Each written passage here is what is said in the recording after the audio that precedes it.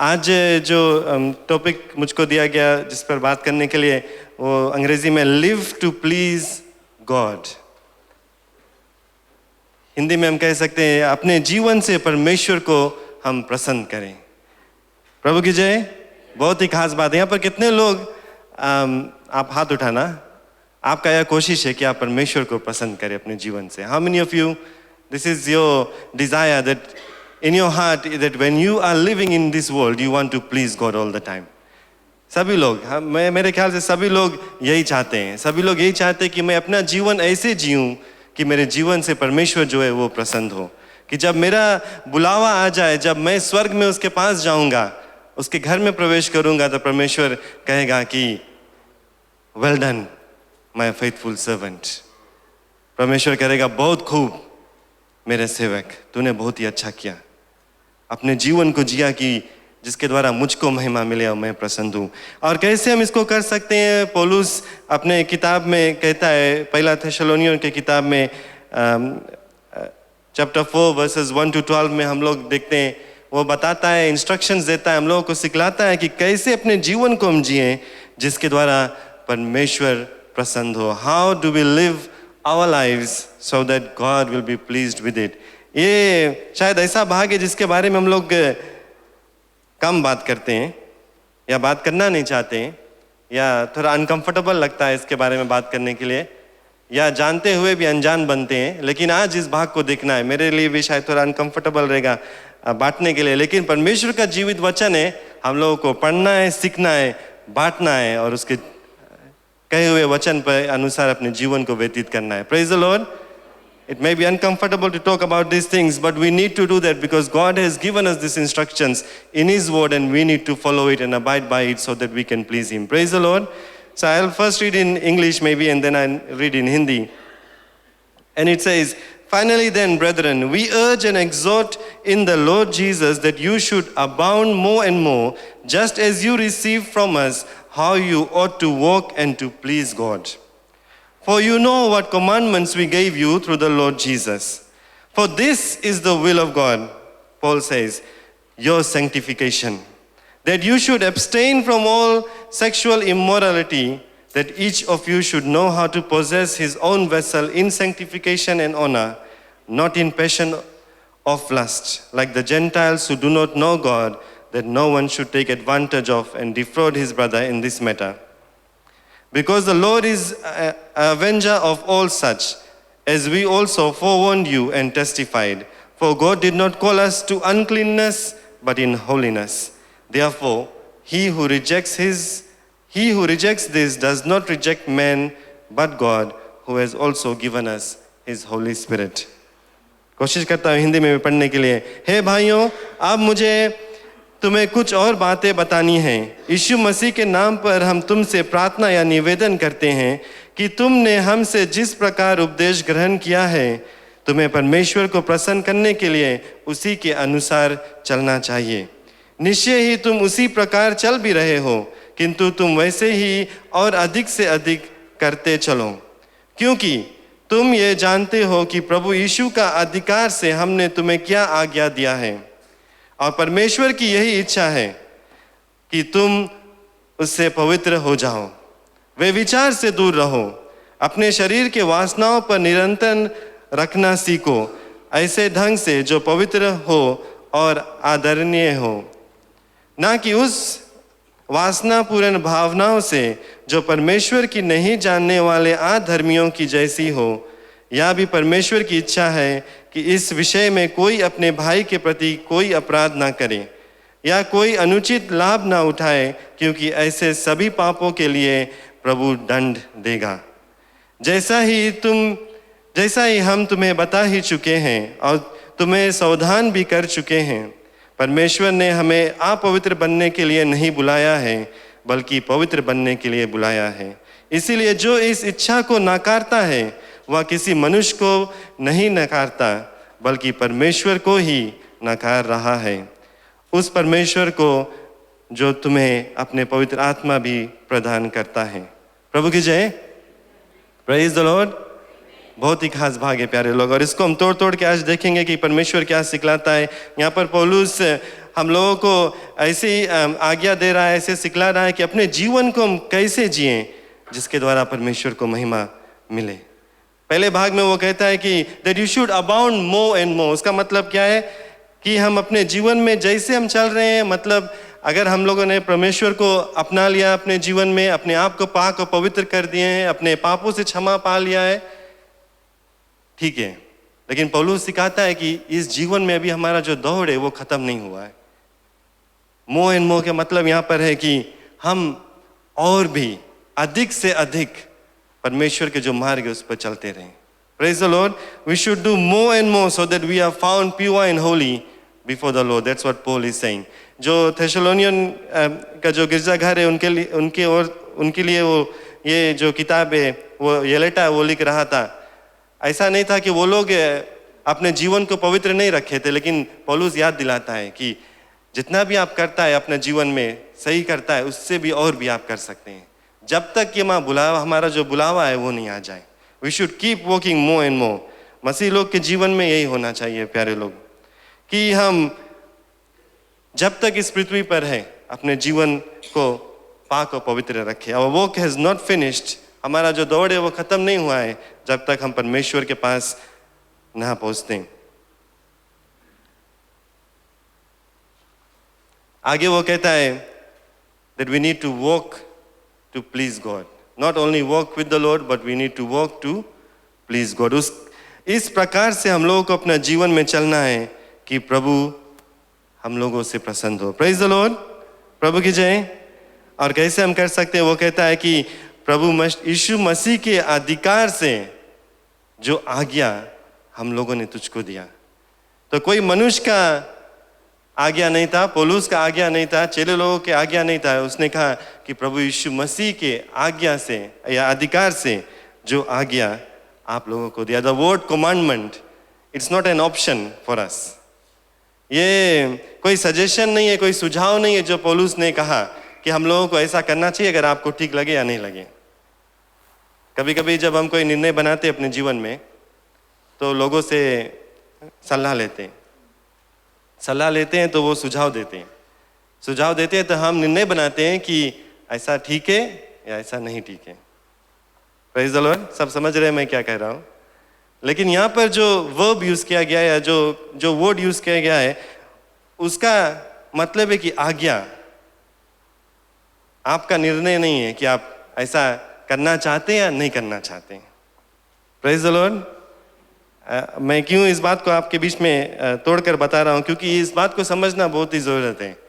There is no option that we either choose to live like this और we don't choose to live like this. If we want to please God then this is the command. That's what Paul is saying.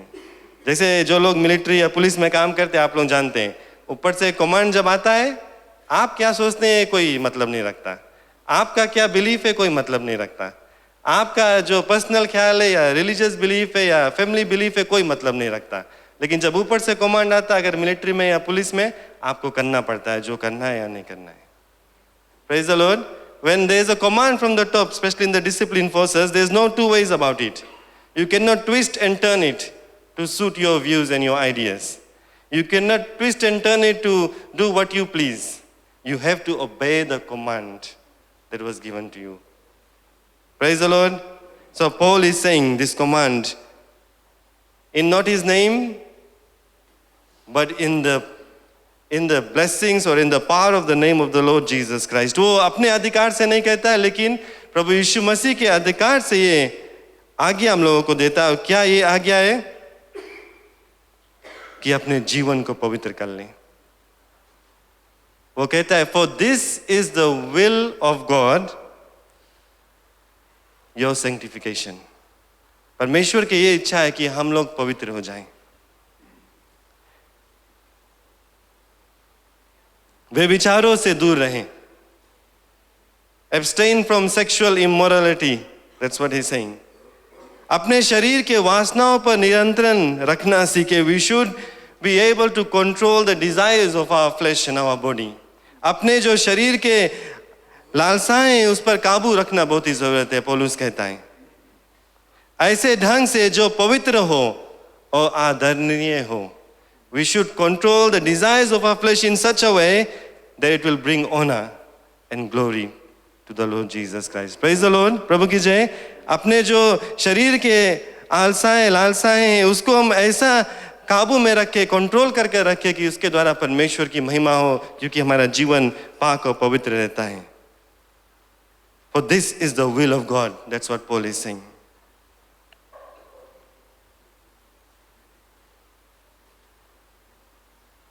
अगर आप ये शब्द को देखेंगे, अंग्रेजी word sanctification या पवित्र, उसका मतलब है कि सेट अपार्ट, अलग ठहराए। और उस समय उस देश में, संसार में यही सब हो रहा था। वे विचार के काम, लोग एक दूसरे के साथ में शारीरिक रिश्ता रखते थे विवाह के बाहर या विवाह से पहले। इसीलिए पौलुस कहता है कि अपने आप को अलग ठहराए, पाक और पवित्र ठहराए, क्योंकि जो लोग परमेश्वर को नहीं जानते वो परमेश्वर को इच्छा को नहीं जानते और ऐसे कामों को करते हैं। लेकिन जो लोग, आप और मैं, परमेश्वर को जानते हैं, हम लोग परमेश्वर के इच्छा को जानते हैं और उसके अनुसार काम करना बहुत ही जरूरत है। Praise the Lord. Those who live in the world, they do not know the Lord and they do not know the will of the Lord. And if they do not know the will of the Lord, how will they obey the will of the Lord to please Him? But those of us who are in the church, He's not saying this to the rest of the world, He's saying it to the church in Thessalonians. So He's saying to you and I this morning that we should live differently than the rest of the world.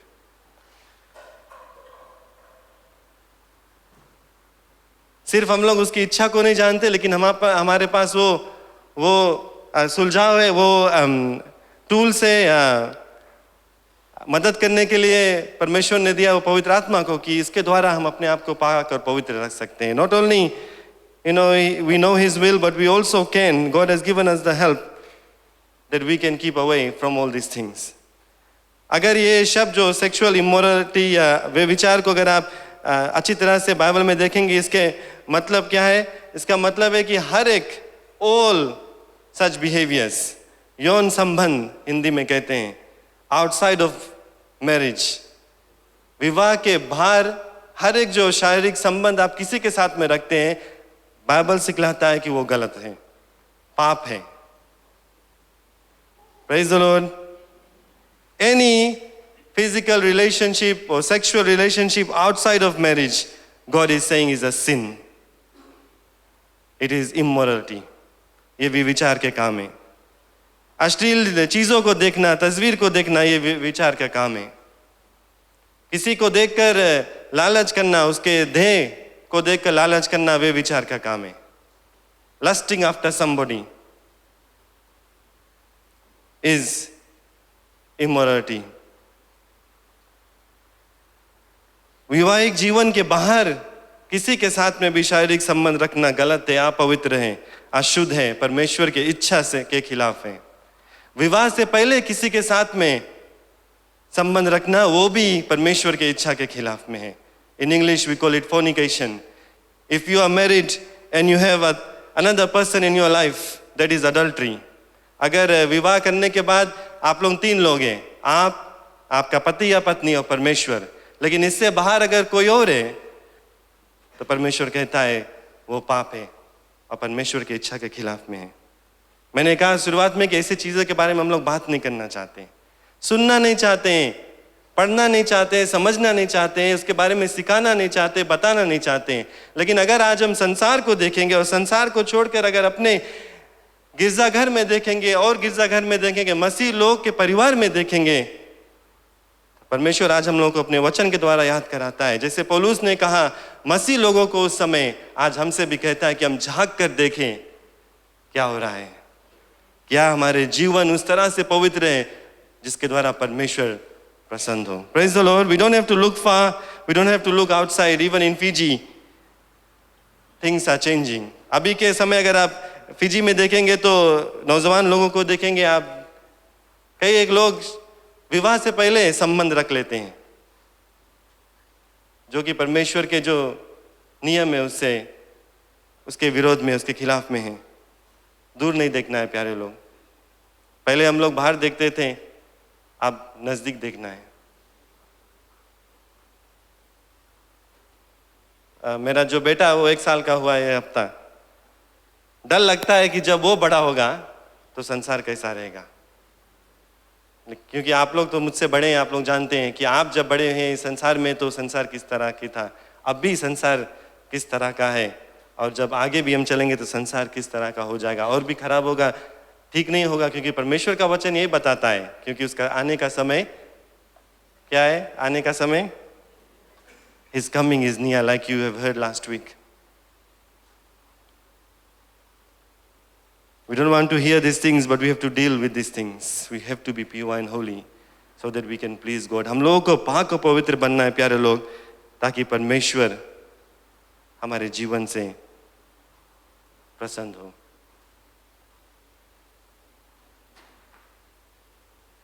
तो पौलुस यहाँ पर कहता है कि ऐसे चीजों से दूर रहें। फिर आगे क्या कहता है? अपने शरीर की वासनाओं पर नियंत्रण रखना सीखो। We should be able to control our fleshly desires.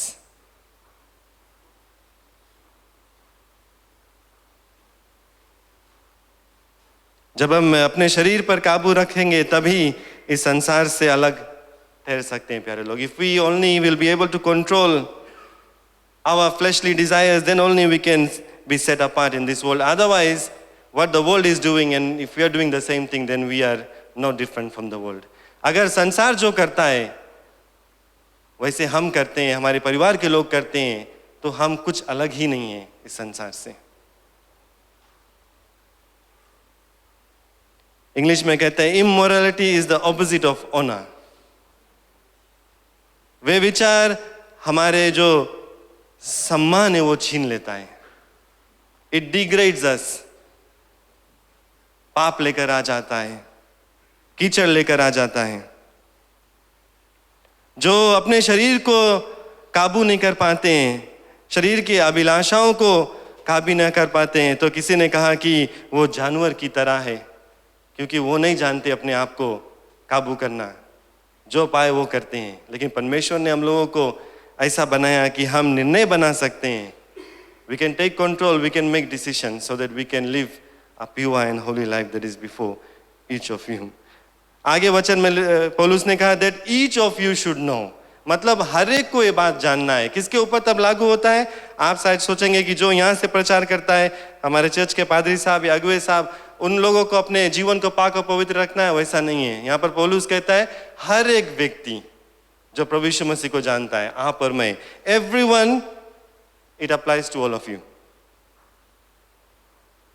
फिर आगे कहता है ना कि उस वासनापूर्ण भावनाओं से जो परमेश्वर की नहीं जानने वाले अधर्मियों की जैसी हो।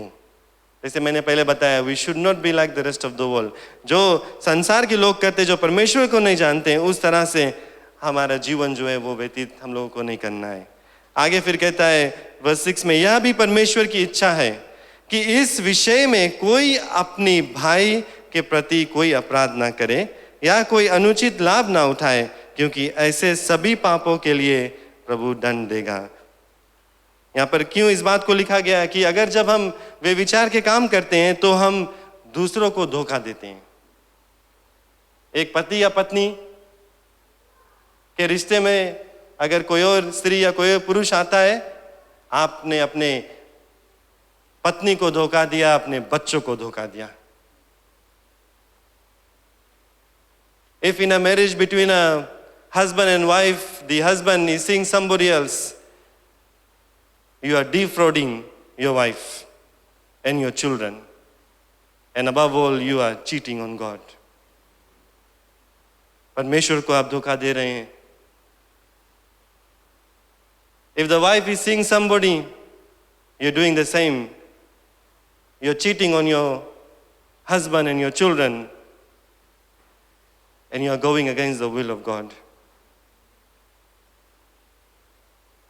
विवाह से पहले अगर कोई शारीरिक संबंध रखता है तो वो कोई लड़का अगर कोई लड़की के साथ में संबंध रखता है तो वो लड़की के साथ किसी और का जब विवाह होगा तो आप उसको भी धोखा दे रहे हैं, उस लड़की को धोखा दे रहे हैं, उसके साथ में जिसका विवाह होगा उसको धोखा दे रहे हैं, उनके परिवार को धोखा दे रहे हैं, उनके होने वाले बच्चों को धोखा दे रहे हैं। Because you have stolen her honor that was meant to be somebody else's.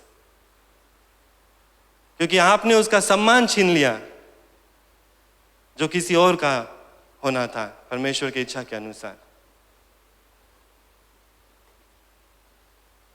There are some young people sitting in the house today. Hear the word of the Lord.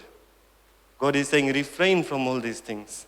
परमेश्वर कहता है इन सब चीजों से दूर रहो, क्योंकि वो बहुत नापसंद है इस सब चीजों से। उसके इच्छा के खिलाफ में है, आप पाप कर रहे हैं उसके इच्छा के खिलाफ में होकर।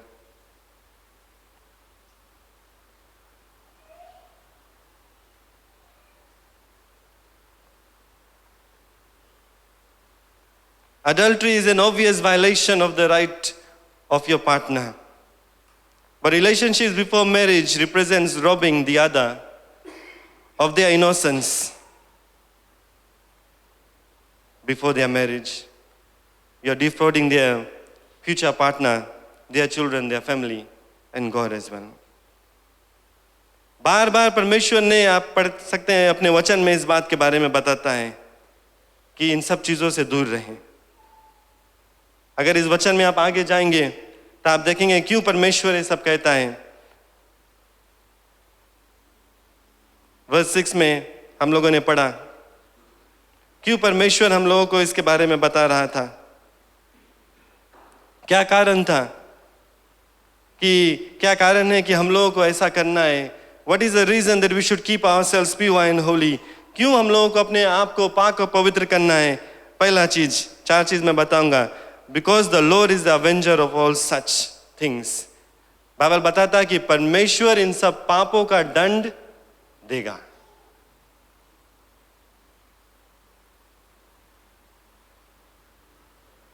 Can we go to the next, please? Okay, sorry, can we go back? Next verse, thank you. अच्छा, मैं अपने बाइबल में से पढ़ता हूँ।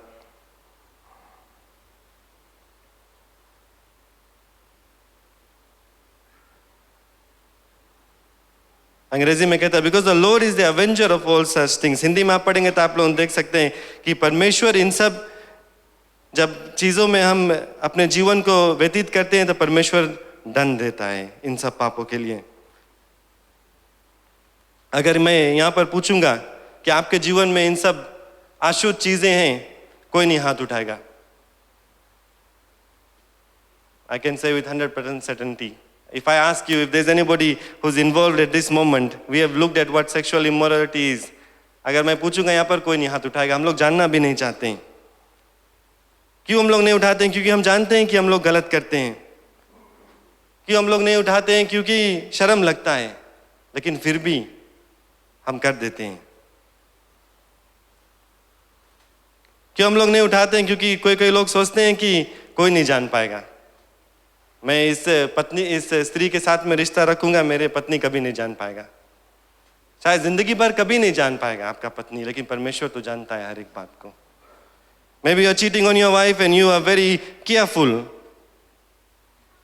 And you think that your wife will never know, your children will never know, no one will ever know. You're going in secret places and meeting the other person. We should be afraid because God sees everything. God knows everything. Praise the Lord.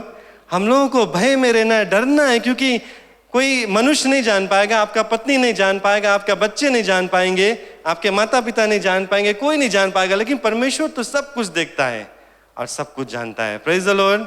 He sees all, He knows all. No matter what we do, we cannot run away from Him. No matter what we do, we cannot hide from Him. चाहे हम कुछ भी कर ले, चाहे बंद कमरे में कर ले, अंधकार में कर ले, लेकिन परमेश्वर सब कुछ जानता है और सब कुछ देखता है। प्यारे लोग, भाग नहीं पाएंगे, दंड से नहीं भाग पाएंगे, क्योंकि दंड देने वाला तो परमेश्वर ही है।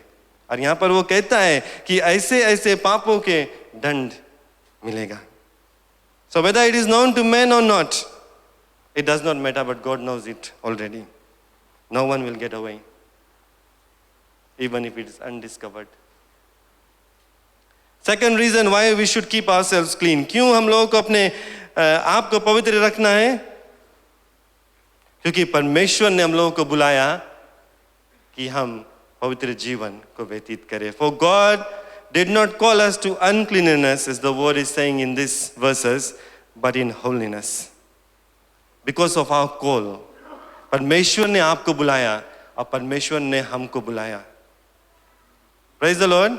आप समझ रहे हैं मैं क्या कह रहा हूं? You have got a call. परमेश्वर ने आपको बुलाया है. परमेश्वर ने आपको इस संसार की गंदगी में से निकाला ताकि आप इस गंदगी में से निकलकर पवित्र और पाक जीवन व्यतीत करें, यानी कि फिर से उस गंदगी का जीवन व्यतीत करें परमेश्वर में आने के बाद. I hope you understand what I'm saying. God did not take us out of uncleanness so that we can come and be clean and then again live in uncleanness. He has called us and we need to live a holy life.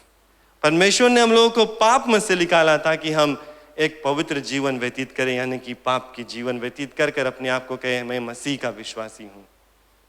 मैं गिरजाघर जाता हूँ shirt tie coat पहनकर हर इतवार को, और रात्रि को आप किसी और से मिलने चले जाते हैं. शायद हम लोगों को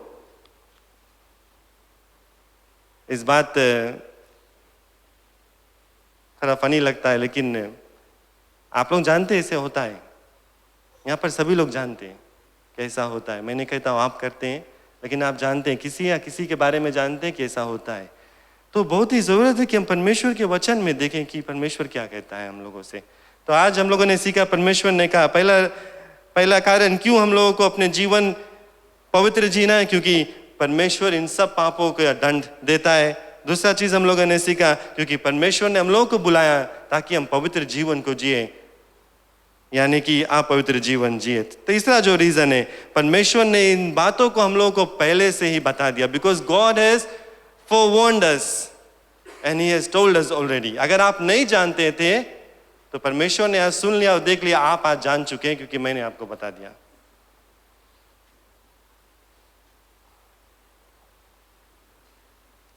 In case you did not know, then you know today, because I have read from the word of God and I have told you what it means. You know now. Maybe you have not understood me properly. शायद हम अच्छे से नहीं समझा पाया, लेकिन परमेश्वर का वचन आज आप लोगों ने पढ़ लिया, आपने देख लिया.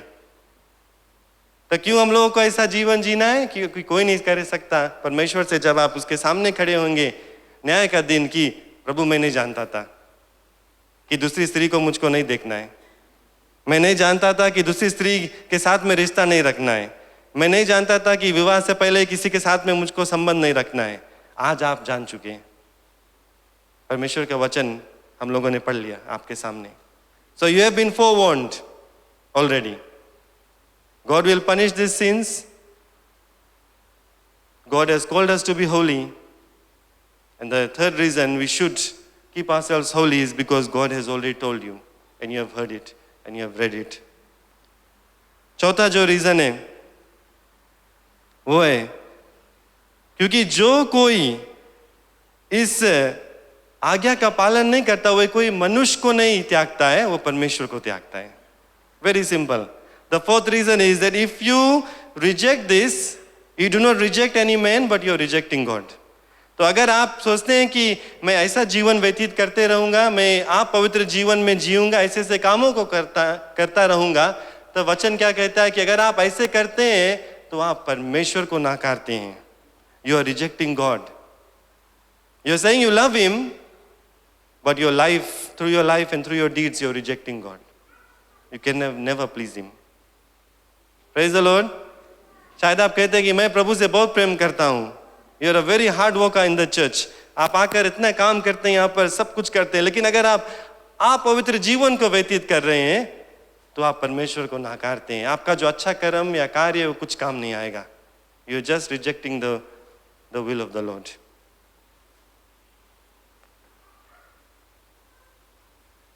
हम लोग शायद अलग अलग तरीका खोजेंगे अपने आप को समझाने के लिए कि जो मैं कर रहा हूँ ठीक है, कोई इस तरह से उस तरह से. लोग ऐसे करते हैं ना, हम लोग सब जानते हैं इस बात को. That when we do something wrong, we try to justify ourselves. We find reasons. We want to twist the word of God and see where can we fit our lifestyle so that it will please our body. At the same time, we want to please God as well.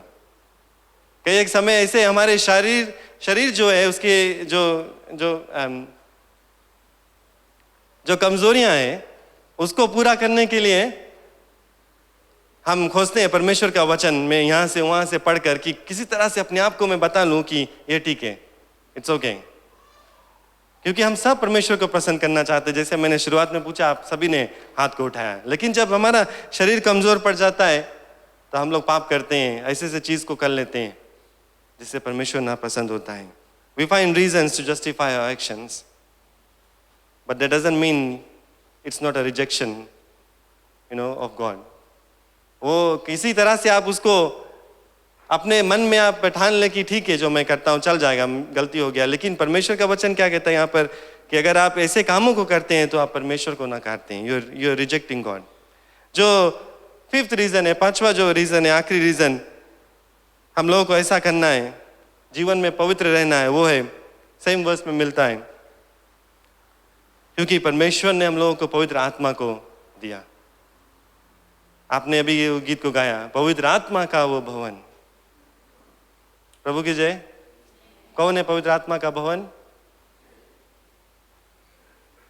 कितने लोग यहाँ पर पवित्र आत्मा का भवन है? बहुत कम हाथ उठता है। आप लोगों को दोनों हाथ उठाना चाहिए, कहना चाहिए मैं पवित्र आत्मा का भवन हूँ। We all want to be the body where the temple of the Lord where He comes and lives, the Holy Spirit, and I emphasize on the word holy. We cannot have the Holy Spirit living in an unholy temple. पवित्र आत्मा आप पवित्र भवन में कैसे आकर निवास करेगा? जब वो पवित्र है।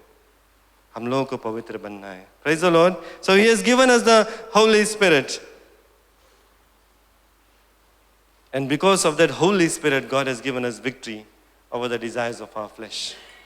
ये जो शारीरिक लालसाएं हैं, इससे बच सकते हैं, इसके ऊपर हम विजेता को पा सकते हैं, क्योंकि परमेश्वर ने पवित्र आत्मा को हम सभी को दिया। प्रभु यीशु मसीह ने कहा था कि the spirit is willing but the flesh is weak। इस बात को हम यहाँ पर भी लागू कर सकते हैं। उस समय चेले लोग जब प्रार्थना कर रहे थे, वो सो गए थे, उस समय परमेश्वर ने इस बात को कहा और कहा कि watch and pray so that you do not fall into temptation। प्रार्थना करते रहे, आप जागते रहे, क्योंकि जो हमारा आत्मा है वो अच्छा करना चाहता है, परमेश्वर को प्रसन्न करना चाहता है, लेकिन जो हमारा शरीर है वो कमजोर हो जाता है। लेकिन पवित्र आत्मा के दान के द्वारा हम लोग पवित्र जीवन को जी सकते हैं। Praise the Lord. प्रभु की जय। आगे और भी कुछ लिखा गया है कैसे परमेश्वर को प्रसन्न करें। आप इसके ऊपर और पढ़ सकते हैं, वर्सेस 9 to 12 में, मैं अंग्रेजी में पढ़ता हूँ। But concerning brotherly love, you have no need that I should write to you, for you yourselves are taught by God to love one another. And indeed you do so towards all brethren who are in all Macedonia. But we urge you, brethren, that you increase more and more, that you also aspire to lead a quiet life, to mind your own business, and to walk with your own hands as we commanded you, that you may walk properly towards those who are outside, that you may lack nothing. और भी आपका जो मसीह जीवन जीने के लिए यहाँ पर पौलुस लिखता है कि जैसे आप करते आए उससे और भी अच्छा करो, एक दूसरे के साथ में प्रेम से रहो, एक दूसरे के मदद करते रहो, और परमेश्वर का जो दिखाए हुए रास्ते पर चलो। इन सभी चीजों के द्वारा आप परमेश्वर को पसंद कर सकते हैं। Praise the Lord. प्रभु की जय। याद करें क्या मैंने शुरुआत से कहा, पौलुस ने क्या किया थेसलोनियंस चैप्टर 4 वर्स 1 से आगे। पहला चीज उसने कहा कि कीप वॉकिंग, चलते रहो अपने मसीह जीवन में, और अधिक से अधिक और भी अपने आप को पवित्र और पाक करो। फिर उसने कहा कि परमेश्वर को अपने परमेश्वर को प्रसन्न करो। Live to please God, walk in such a way that you will please God. I am not saying चलना है वॉक WAL के या काम करना, लेकिन अपने जो मसीह जीवन को इस तरह से जियो कि परमेश्वर को प्रसन्न करो। आज हम लोगों ने सीखा क्यों, क्योंकि ये परमेश्वर का आज्ञा है। It is the commandment of Jesus, not any man, not any disciples, no one else, but it is the commandment of God. That's why we have to do it. There's no two ways about it. We cannot compromise. और क्या है परमेश्वर का इच्छा? पौलुस लिखता है पवित्र जीवन जीना, वे विचार के काम से दूर भागना। फिर आगे सिखाया हम लोगों को कि अपने शरीर पर काबू लाना बहुत ही जरूरत है। कोई जानवर की तरह हम लोगों को नहीं जीना है कि अपने शरीर के जो कमजोरियां हैं उसको हम काबू नहीं कर पाते, क्योंकि हम इस संसार के लोगों की तरह नहीं है। परमेश्वर ने हम लोगों को बुलाया और पवित्र जीवन जीने के लिए बुलाया। किसी और भाई, उनके बच्चे, उनके बेटियां, उनके बेटों को आप उनके ऊपर पाप के कामों के साथ में नहीं मिल जाए। Do not defraud your brother, do not take advantage, the word of God is teaching us. और ये सब चीज़ों को क्यों करना है प्यारे लोग? हम लोगों ने सीखा क्योंकि परमेश्वर इन सब पापों के लिए दंड देता है। परमेश्वर ने हम लोगों को बता दिया इसके बारे में। परमेश्वर ने हम लोगों को बुलाया है, He has called us to live a clean life। और जो कोई इन बातों को नहीं मानता या इसके ऊपर नहीं चलता, तो वचन सिखलाता है कि आप कोई मनुष्य को नहीं नकारते, लेकिन आप परमेश्वर को ही नकारते हैं। और जो फिफ्थ रीज़न हम लोगों ने सीखा वो है क्योंकि उसने अपने पवित्र आत्मा को हम लोगों को दिया। प्यारे लोग, हम शायद बोलेंगे नहीं अपने मुंह से, लेकिन सभी लोग यहाँ पर जानते हैं कि हम सब कमज़ोर हो जाते हैं इस अपने जीवन के इस भाग में। कुछ ना कुछ गड़बड़ियाँ हो जाती हैं। और आज ये दिन है कि हम अपने आप को जांच कर देखें। किसी और को देखना ज़रूरत नहीं है। कोई और के किसी और के परिवार की ओर आप नज़र उठा कर नहीं देखें कि इसके परिवार में ये होता है, उसका लड़का लड़की ऐसे करिस, उसके आदमी औरत ऐसे करिस। आपके नहीं देखना है, आपके अपना जीवन झांक कर देखना है कि आपके जीवन में क्या हो रहा है। क्या कुछ अपवित्रता है आपके जीवन में? आप अपने बच्चों के जीवन में झांक कर देखिए और सोचिए क्या कुछ अपवित्रता है उनके जीवन में, क्योंकि परमेश्वर ने आपको उन बच्चों को दिया कि आप उनको सही मार्ग को दिखाएं। प्रभु की जय। Praise the Lord. It's time we recognize that we are weak and not just cover ourselves with good clothing and sweet talk and good things that we do and think that everything is going well. इसीलिए पौलुस ने लिखा था, इसीलिए आज ये वचन हमारे लिए परमेश्वर ने ठहराया कि हम अपने आप को जांच कर देखें, और जब देखें कुछ गड़बड़ियां हैं तो कहें हाँ प्रभु मैं कमजोर हूं और मुझे मदद की जरूरत है। It is time that we recognize that this is a real problem. Not just in the outside world or in other developed countries where people are so modern, but it is a real problem here right now in our country and in our church, in our families. ये कोई ऐसी बात नहीं है जो हम लोग TV में देखते हैं, न्यूज़पेपर में पढ़ते हैं किसी और देश के बारे में। हमारे जीवन में हो रहा है, हमारे देश में हो रहा है, हमारे गिरजाघरों में हो रहा है, हमारे परिवार में हो रहा है। And it is time that we recognize that we need to deal with this. और हम लोगों को ये बात को जानना है कि इससे हम लोगों को सामना करना है। दूसरों को पसंद नहीं करना है, सिर्फ परमेश्वर को पसंद करना है। अपने आप को, अपने जीवन को नहीं पसंद करना, अपने शरीर को नहीं पसंद करना है, लेकिन परमेश्वर को पसंद करना है। Praise the Lord. Because when we involve in such things, what are we doing? We are pleasing our bodies. We are pleasing ourselves. But God is saying, please Him. Live your life so that we are acceptable before Him. परमेश्वर क्या कहता है कि अपने जीवन को इस तरह से हम व्यतीत करें कि हम परमेश्वर के सामने जब खड़े होंगे, परमेश्वर हमसे प्रसन्न होगा। अंत में मैं एक और भाग को पढ़ना चाहता हूँ। पौलुस का लिखा गया है 1 Corinthians chapter 6 verses 12 to 20।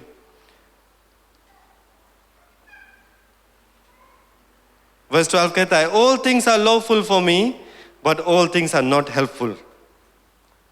All things are lawful for me, but I will not be brought under the power of any. Foods for the stomach and the stomach for foods, but God will destroy both it and them. Now the body is not for sexual immorality, but for the Lord, and the Lord for the body. And God both raised up the Lord and will also raise us up by His power. क्या पौलुस यहाँ पर कहता है कि हर एक चीज कानून के अनुसार सही हो सकता है, लेकिन उसका मतलब नहीं है कि वो सही है परमेश्वर के नियम के अनुसार। अभी हमारे देश में above the age of 18 you have consent. So even though you are not married, you can live with somebody. 18 वर्ष से, मेरे ख्याल से उससे ऊपर अगर आप हैं तो आप एक अडल्ट हैं, आप अगर चाहते हैं आप किसी के साथ में जाकर रह सकते हैं, उनके साथ में संबंध रख सकते हैं, it is not against the law. इसीलिए पौलुस ने कहा कि अगर जो जो कानून है उसके अलग है या ठीक है उसके अनुसार, लेकिन परमेश्वर के अनुसार अगर नहीं ठीक है तो नहीं ठीक है। If it is not right in the site of God, it is not right, whether it is lawful और नॉट। जो माता पिता आप जानते हैं कि आपके बच्चे आपको छोड़कर कोई भी चीज कर सकते हैं जब 18 ईयर्स प्लस हो जाएंगे, लीगल कंसेंट, किसी के साथ में जाकर रह सकते हैं, आप कुछ नहीं कर पाएंगे।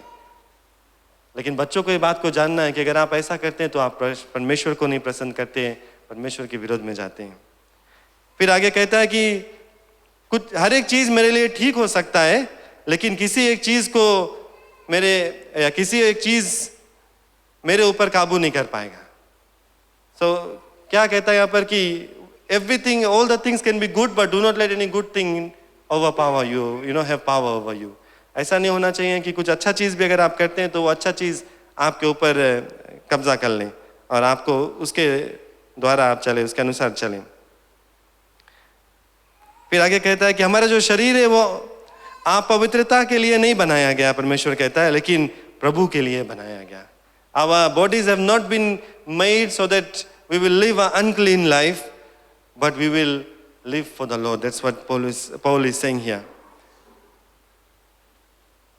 क्योंकि कहता है कि जब हम सो जाएंगे, आपने पिछले सप्ताह सुना होगा पादिश्लेष के द्वारा कि जब अंत होगा तो एक दिन जब परमेश्वर लौट कर आएगा हमारे शरीर को जियाएगा कि Avinash, right, sorry, undestructible body God will give to us and you will live in it forever and ever. Praise the Lord. यहीं पर आगे verse 15 में कहता है, do you not know that your bodies are members of Christ? Shall I then take the members of Christ and make them members of a harlot? Certainly not. Or do you not know that he who is joined to a harlot is one body with her? For the two, he says, shall become one flesh. But he who is joined to the Lord is one spirit with him. क्या तुम नहीं जानते, वचन कहता है कि तुम्हारा जो शरीर है वो प्रभु यीशु मसीह से जुड़ा हुआ है। कोई अगर वेश्या के साथ में आप जुड़ जाएंगे तो उसके साथ में जुड़ जाते हैं अगर संबंध रखते हैं। लेकिन क्या कहता है यहाँ पर, परमेश्वर के जो लोग हैं वो परमेश्वर के साथ में जुड़े हुए हैं एक आत्मा से। Praise the Lord. We are one spirit with the Lord. That's what Paul is saying.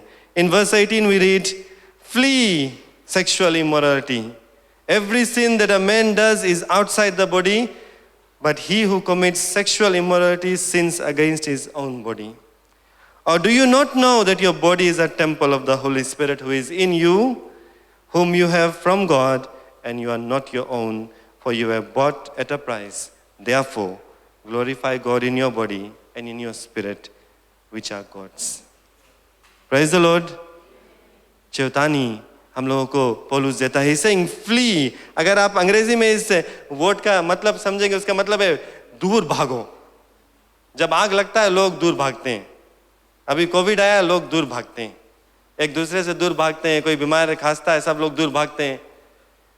उस तरह से दूर भागना है ऐसे चीजों से। We have to flee. दौड़कर दूर नहीं जाना है, या चलकर दूर नहीं जाना है, दौड़कर दूर जाना है। No, don't walk away slowly and say I'm staying away from you. It says run away, flee from such things. Praise the Lord. वे विचार के कामों से दूर भागो, पौलुस कहता है। जैसा आप याद करते हैं ओल्ड टेस्टमेंट में Joseph, when he was tempted he ran away.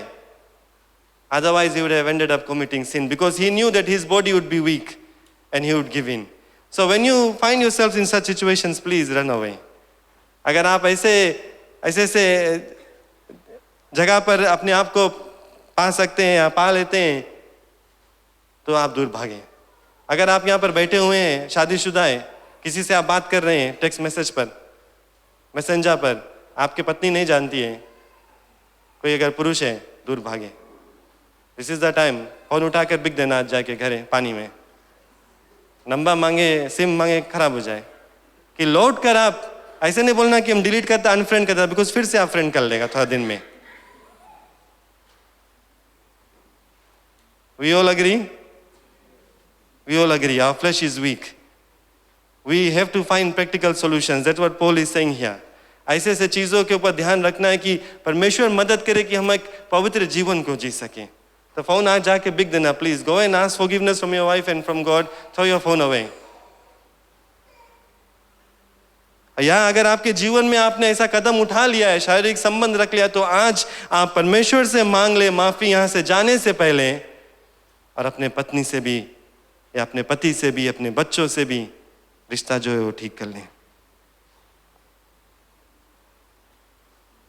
क्यों? क्योंकि जो आपका शरीर है वो आपका नहीं है. Do you not know that your body is a temple of the Holi spirit? वो परमेश्वर का पवित्र आत्मा का मंदिर है जो आपके अंदर है, और आपको खरीदा गया. परमेश्वर ने यीशु के खून के द्वारा आपको खरीदा गया, और अपने शरीर से और अपने आत्मा से हम परमेश्वर की महिमा करें, क्योंकि वो परमेश्वर का ही है. Praise the Lord. For you are bought at a price, therefore glorify God in your body and in your spirit, which are God's. It belongs to God either way. अपने शरीर से और अपने आत्मा से हम परमेश्वर की महिमा करें. क्यों ना हम सब खड़े हो जाएं. मैं नहीं जानता हूं कि मैंने आप सभी को ठीक तरह से समझा पाया कि नहीं, लेकिन अगर आपने कुछ नहीं आज सीखा तो इस बात को सीख लेना कि अगर आपके वैवाहिक जीवन में कोई और आ जाता है, आप गलत कर रहे हैं, परमेश्वर के इच्छा के विरोध में आप जा रहे हैं. बंद कर दिए जाए, दूर भाग जाओ. अगर आप विवाहिक नहीं है, आपका शादी नहीं हुआ, you are not married, and you are thinking of doing such things, or you are already doing such things, it is time to repent and come back to God and say, Lord, forgive me. अगर आप ऐसे चीजों को देखते हैं जिसको आपको नहीं देखना चाहिए, आप गलत कर रहे हैं. अगर आप किसी के और गलत विचार से देख रहे हैं किसी स्त्री और पुरुष को, तो ऐसा नहीं करना चाहिए. ऐसा बोलना यहाँ पर सही रहेगा कि कोई पुरुष या पुरुष की ओर भी देख रहा है तो ऐसा नहीं सही है परमेश्वर के सामने. कोई स्त्री या स्त्री की ओर देख रहा है उस नजर से, तो वो भी नहीं सही है परमेश्वर की इच्छा के अनुसार. और सिर्फ ये आपका जो शरीर आपका आत्मा में गंदगी और पाप नहीं लेकर आता है, लेकिन आपको तोड़ देता है, क्योंकि आपको शर्म लगता है. ऐसा काम कर कर हम लोग जानते हैं कि हम लोगों ने परमेश्वर के विरोध में गया, अपने प्रिय लोगों के विरोध में गया, पाप किया अपने जीवन में. It brings us shame, we know that. We may enjoy it for a little bit of time, but it will bring you shame, you know that. It will bring you loneliness one day. वो आपको अलग कर देगा, आप अकेलापन महसूस करेंगे, क्योंकि आपने अपने प्रिय लोग को आप खो देंगे, अपने पति पत्नी को खो देंगे, अपने बच्चों को खो देंगे, और परमेश्वर से दूर हो जाएंगे. It will hurt a lot of people. कई एक लोगों को वो दुख देगा और तकलीफ देगा. आपका परिवार तोड़ देगा, आपके बच्चों को अलग कर देगा, उनका जीवन इधर से उधर हो जाएगा. आप सभी का भरोसा भी खो देंगे. You will lose the trust of the person that you promised that you will spend your whole life with.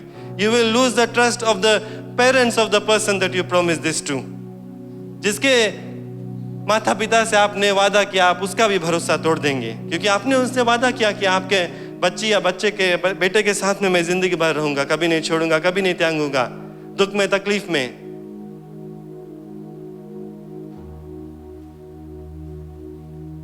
बहुत चीज मैं कह सकता हूं, आपके जीवन को बर्बाद कर देगा ऐसी चीज. थोड़े दिन के लिए आप लाभ उठाएंगे, लेकिन उसके बाद आपका जीवन नरक हो जाएगा, क्योंकि परमेश्वर की इच्छा के विरोध में आप पाप कर रहे हैं. You will only enjoy it for a few moments. It will destroy your life because you are going against the Lord. And you are sinning against your own body. And your body is not glorifying God. Your spirit is not glorifying God. आपका जो शरीर है वो परमेश्वर को महिमा नहीं कर रहा है. आपका जो आत्मा है वो परमेश्वर को महिमा नहीं कर रहा है. जैसे हम इस गीत को गाएंगे, दिल मेरा ले ले प्यारे यीशु, तू ही ने इसे बनाया है, इसमें तू अपना घर बना ले जिसके लिए ये बनाया है. दुनिया की हर चीजें निकाल कर इसे पाक और साफ कर, गंदगी गुनाह को तू धोकर उसके खून से जो भय है। प्रभु की जय। That is the assurance that we have. I've said things which may have hurt people here today, and if you feel that something is wrong, it is time to come before the Lord and say, Lord, take my heart and clean it. Take my life and clean it. I am weak. It is not a bad thing. It is not a shameful thing to say I am weak. It is shameful when you know you are weak and you don't want to admit you are weak. शर्म की बात है कि जब हम जानते हैं कि हम कमजोर है लेकिन हम कहना नहीं चाहते कि हम कमजोर है। लेकिन आज परमेश्वर आप सभी को मौका दे रहा है, हम सभी को मौका दे रहा है कि अपने आप को हम जांच कर देखें। अगर कुछ भी आप पवित्रता है तो उसको निकाल कर फेंकना है, क्योंकि परमेश्वर पवित्र है और उसका आत्मा पवित्र है। जब आत्मा हमारे अंदर आकर निवास करता है तो हम लोगों को भी पवित्र बनना चाहिए, क्योंकि हम परमेश्वर से जुड़े हुए हैं। प्रभु की जय। परमेश्वर मौका दे रहा है। मेरे ख्याल से हम सभी में कुछ ना कुछ कमजोरियां हैं। आज क्यों ना हम आए परमेश्वर के पास और कहे, प्रभु हमारा दिल तू ले ले, हर एक पाप और गंदगी को निकाल कर फेंक दे। फिर से एक बार आपके साथ में मैं रिश्ता ठीक करना चाहता हूं, क्योंकि एक दो दिन अगर आप ऐसा नहीं करेंगे, एक दिन दंड मिलेगा। We will face the Lord one day and nothing is hidden from him.